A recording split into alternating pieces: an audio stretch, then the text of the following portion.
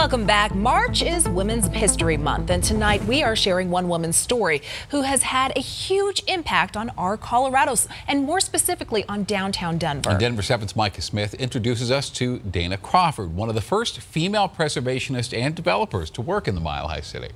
What if Union Station didn't exist and Larimer Square was just more lanes of traffic?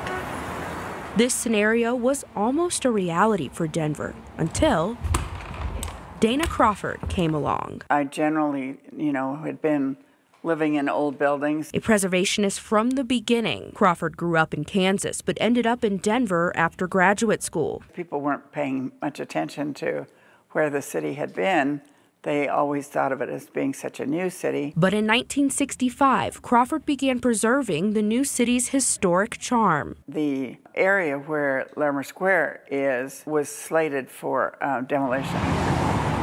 Block after block and chapter after chapter of the early on founders of Denver were just written there in the history books. So I was compelled to save it, and was able to find other people who were interested in saving it also. And as the 22-year project neared completion, Crawford jumped right into saving another historic gem,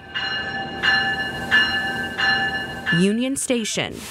There were only 2 trains a day that came through Denver, and the Regional Transportation District, they couldn't see that anybody would ever want to spend time in the station.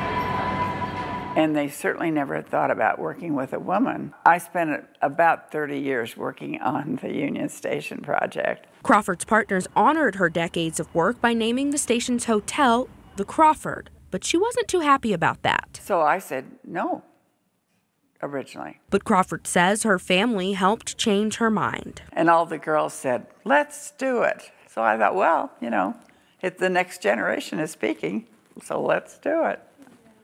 And now I'm glad we did. Crawford says, like most women in the 60s and 70s, her professional journey was hard. I think that we always have to work harder and longer hours, and we frequently have to manage families at the same time. Having 4 boys is my favorite project, and probably the most challenging one, too. But Crawford says all of her projects, including her family and her life's work, have all been worth it. I feel very fortunate because I can't say I've loved every minute, but most minutes I've loved. In Denver, Micah Smith, Denver 7. Dana Crawford was inducted into the Colorado Women's Hall of Fame in 1996.